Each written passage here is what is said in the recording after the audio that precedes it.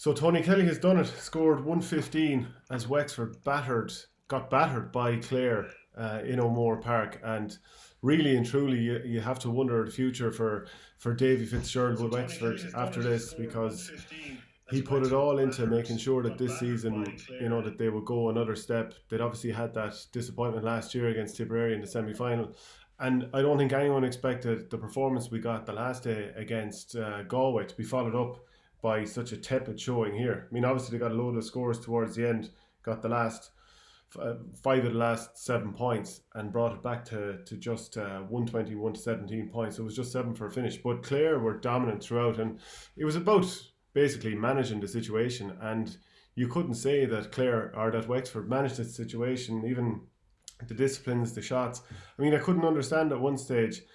Rory O'Connor went for a long free in the 49th minute. You've so much time left at that stage. Turned out 27 minutes left to go for it at that point. I'm not sure you needed to. And then, like the 60, I think it was later on, Clare tapped over a free from more or less the 21. Yeah, Paul Morris knocked it over from the 21 with 2 minutes of normal time to go. And then a free that was like 35 yards out. They actually go for a goal just a minute or two later. So, I don't know, it seemed like a bit of a rudderless performance from Wexford, and you just kind of wonder where they're going. Like, I mean, we saw in the league game earlier in the year, another game where it was huge issues with the wind, and Clare went and got that win against Wexford, which was one of the reasons they got into that league final / Munster round robin or quarter-final game against Limerick, that they managed to win better. So they were thinking their feet a little bit better. Of course, you have the advantage of playing with the wind in the first half, and they made huge advantage out of that.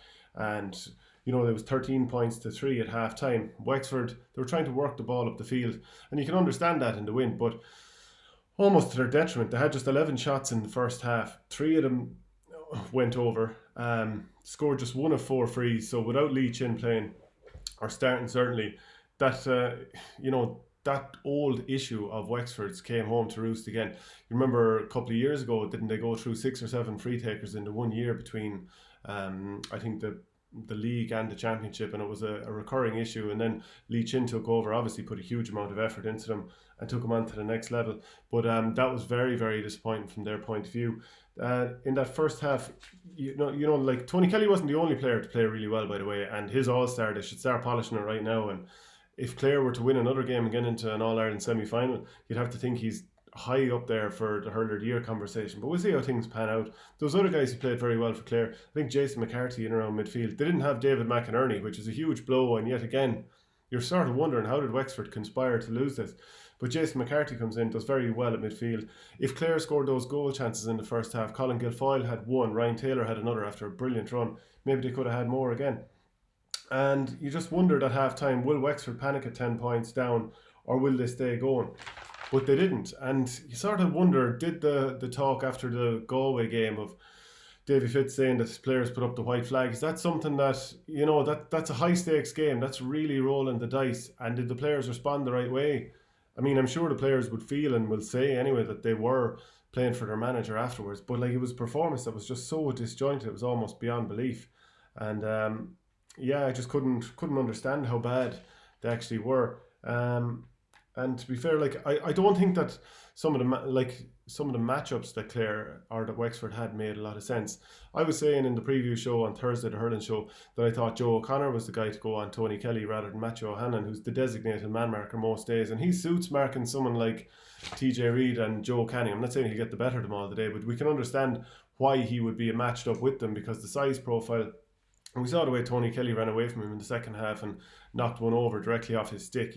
Just another of his brilliant scores.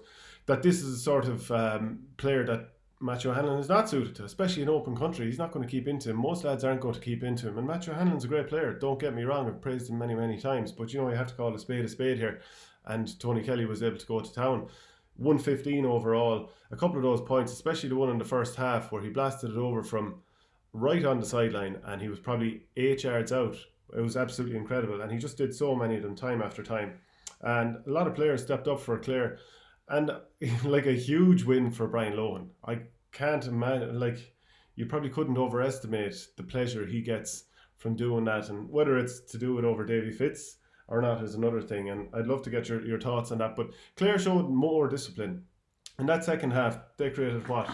1, 2, 3, 4, 5, 6, 7, 8, 9, 10, 11, 12 scoring chances, but they managed to get 1-8 out of it. And as I said, in the first half, Wexford, they got 11 chances and they scored just 3.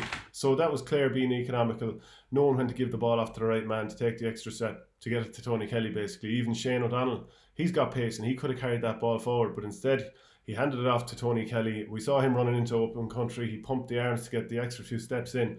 And I think everyone in the country just thought, there's only one place for it. It's going to the back of the net. He's a class act. He's going to knock it home.